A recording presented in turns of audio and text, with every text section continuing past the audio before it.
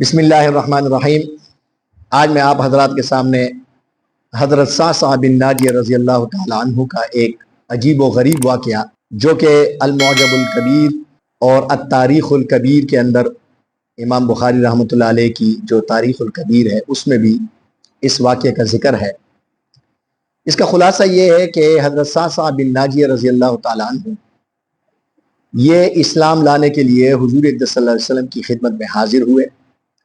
آپ صلی اللہ علیہ وسلم نے انہیں کچھ صورتیں وغیرہ سکھائیں قرآن مجید کی، تو انہوں نے حضور اقدس صلی اللہ علیہ وسلم سے پوچھا کہ یا رسول اللہ صلی اللہ علیہ وسلم، کیا مجھے ان نیکیوں کا ثواب ملے گا جو میں نے زمانہ کفر میں کی ہیں؟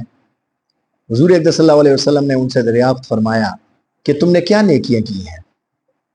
اس نے کہا کہ یا رسول اللہ صلی اللہ علیہ وسلم، ایک مرتبہ میری 2 اونٹنیاں جو کہ 10 ماہ کی گابن تھی وہ گم ہو گئیں۔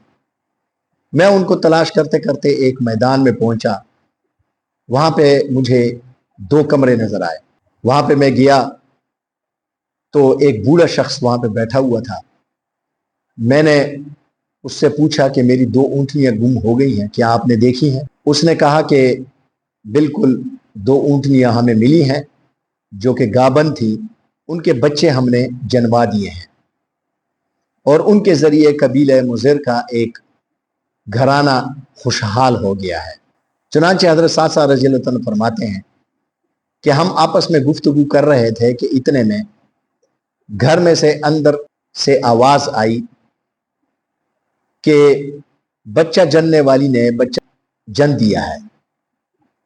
تو اس بوڑھے شخص نے آواز دے کر پوچھا کہ کیا جنا ہے، لڑکا یا لڑکی؟ اگر لڑکا ہے تو وہ قوم کی شان بڑھائے گا اور قوم میں شریک ہوگا، اور اگر لڑکی ہے تو اس کو زندہ دفن کر دو۔ چنانچہ حضرت صعصع رضی اللہ عنہ فرماتے ہیں کہ میں نے اس کو کہا کہ تم اس طرح کرو کہ یہ لڑکی مجھے بیچ دو۔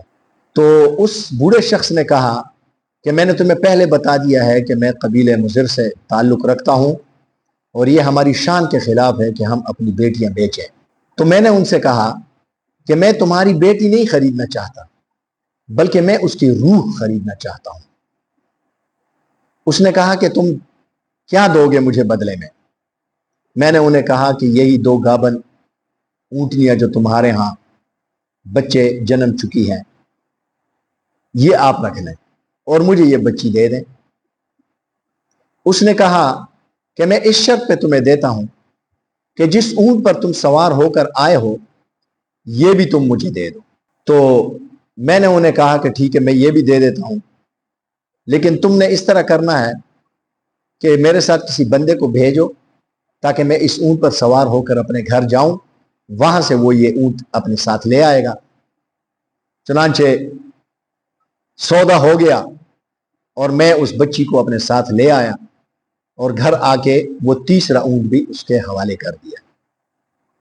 تو صعصع بن ناجیہ نے حضور اقدس صلی اللہ علیہ وسلم سے عرض کیا کہ یا رسول اللہ صلی اللہ علیہ وسلم، جب میں گھر آ گیا تو اس بچی کو لے کر میرے دل میں بہت مسرت پیدا ہوئی، بہت خوشی پیدا ہوئی کہ میں نے ایک بچی کی جان بچائی ہے، اور مجھے اس نیکی کا چسکا لگ گیا۔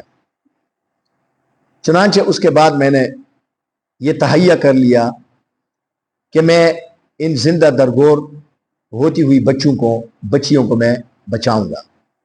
چنانچہ میں مختلف علاقوں میں پھرتا رہا اور تحقیق کرتا رہا، جہاں مجھے کوئی ایسی بچی مل جاتی تھی تو میں 3 اونٹوں کے بدلے 2 گابن اونٹنیاں اور 1 اونٹ کے بدلے میں وہ بچی خرید لاتا۔